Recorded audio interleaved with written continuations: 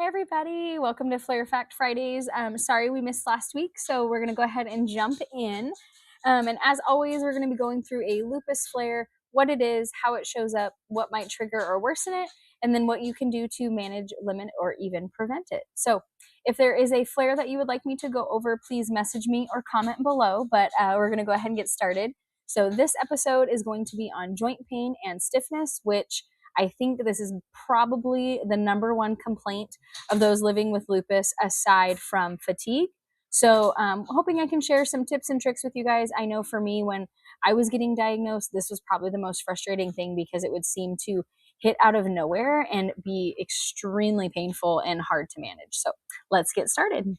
So joint pain and stiffness, the what and why. So joint pain and stiffness in lupus is often referred to as lupus arthritis. So this is inflammation coming from inside the joints. And like everything else with lupus, it's your immune system mistakenly attacking something. So in this case, it's the tissues that cushion and support your movement in your joints. So inflammation makes joints sore, warm, puffy, stiff, and weak. But I will say, unlike osteoarthritis, lupus joint pain doesn't usually cause permanent damage, but it does cause very real, very painful flares. So how does this present? So you probably know what joint pain is. If I were to tell people, most people are like, yeah, your joints hurts. I get it, right? But it's so much deeper than that because it could be so many different things and so many little frustrating things that just make everyday activities that much harder. So joint pain from lupus is not just being sore. It can look like morning stiffness that makes it super hard to walk or even use your hands, swelling in your fingers, wrists, knees, elbows, ankles. So, like all of those joints you need just to get up in the morning, to get dressed, to brush your teeth, anything like that. So, pain that moves from one joint to another, this is often referred to as migratory pain. And then feeling like your joints are full or tight and weak grip strength. And then this even goes into trouble opening jars, typing, or even holding your phone. So a heavy, achy, flu-like feeling throughout the body, that can also be joint pain. And then when morning stiffness is greater than 30 minutes, that's super common in lupus flares. So what can this look like? These are kind of the big joints. For me personally, I get a lot of finger and wrist pain that also I think attributes to the fact that I'm on my phone a lot, I type a lot, and also I'm starting IVs on people. And so that very fine motor skill, that having to hold that needle, mixing medication and things like that. So a lot of those repetitive movements, similar to that of like carpal tunnel when people talk about that, with typing. So those repetitive movements in those little joints make for a big problem, because if you don't have the grip strength, I can't write, I can't type, it's super hard for me to do my job. And then you have the big heavy hitters, right? So you've got your elbow pain, shoulder, hips, knees. A lot of people will complain of ankle pain, but I will say the most complaints I usually hear are knees, hips, wrists, and fingers. At least that's what I've experienced myself.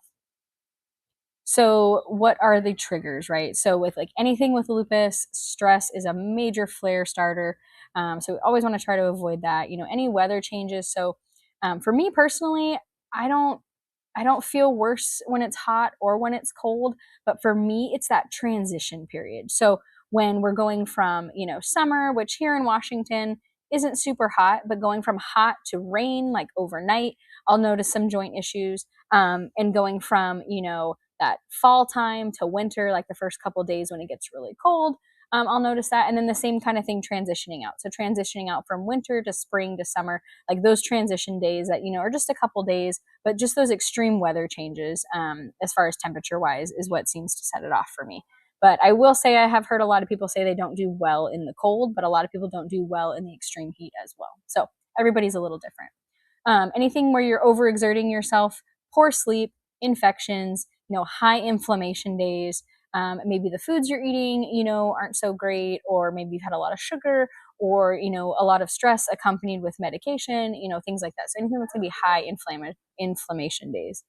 And then extreme sun exposure or UV exposure, any hormonal shifts.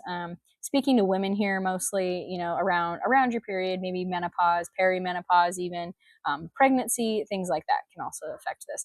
And then also medication changes or even missed doses of your medications can also trigger some joint pain and stiffness. So how do we manage all this fun stuff, right? So anti-inflammatory support. So heating in the morning, using ice packs for swelling, something as if you would be treating an injury, gentle stretching, warm showers or baths if that's something you can tolerate. I know some people don't do well with warm baths or showers. And then having anti-inflammatory foods and spices into your, routine. So you've got ginger, berries, you've got leafy greens, you've got turmeric, which is really great. And all of that can just be like added into your normal food. You're not having to like completely restructure your diet, but able to add in those little things. And then we've got lifestyle tools, right? So we've got pacing activities, not pushing yourself to exhaustion, using a daily energy audit or something to be able to track and plan your day, kind of when you have the most energy, when you have the least amount of energy, and like what activities you can do to accommodate that so you're not down for the count a couple days after.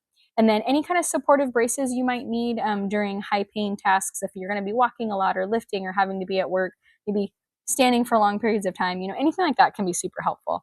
And then being able to reduce stress wherever possible, protect joints with adaptive tools, like using jar openers or ergonomic pens or certain chairs or, anything like that can be super helpful. And then other management as well as like medical support, right? So NSAIDs, so your Tylenols and things like that. Steroids for acute flares. I know a lot of people don't like to use steroids. I am one of those people. If it's something where I cannot function, that is when I will maybe reach out for a steroid. And then we have DMARDs, which are disease modifying anti-rheumatic drugs. So these are what are used to treat autoimmune diseases such as RA, psoriatic arthritis, ankylosing spondylitis, lupus. So they work by slowing down the progression of the disease and by helping to control symptoms, but they don't cure the disease necessarily, right? We all know that this is not a curable thing. It's a treatable thing, though, to help manage, right? So these meds might include your methotrexates, azathioprine, and your hydroxychloroquine. So you're very familiar with those, but that DMARDs, that is what we're talking about, those disease-modifying anti-rheumatologic drugs. That is a tongue twister. I don't think I'm going to try to say that one more time. We're just going to use the abbreviation. And then joint injections, if that's something that's recommended to you. And then adjustments to your treatment plan, right? So like maybe adjusting a medication dose or frequency of a dose, or maybe changing things up to try to see if something could better accommodate you. And then as far as managing this stuff, there's topical creams, there's ice, there's heat, there's medications, all of these things, right? I'm not telling you like one thing is better than the other or anything like that. It's whatever can work for you. And so you want to be able to treat those things according to you, what you respond to the best. I'm just kind of laying things out. But the big thing I want to hit here, no matter how you're treating it or what you're treating it with or how long you've had this, I want to give you some things of what not to ignore. So any sudden or intense swelling, red, hot joints, pain that wakes you up from sleep, joints that are locking on you or giving out, any sort of fever that's accompanied with joint pain. And then that's so scary, right? Like with all this autoimmune stuff, we always play the guessing game of like, is it lupus or is it not? But anything that seems urgent, that seems extreme, anything like that, like please, please, please reach out to your provider, seek emergency treatment if it seems something that is not able to be controlled. These can definitely indicate a more serious inflammatory response, okay? And then as always, thank you so much for tuning into this episode. And just a reminder for everybody, like joint pain does not mean you're weak.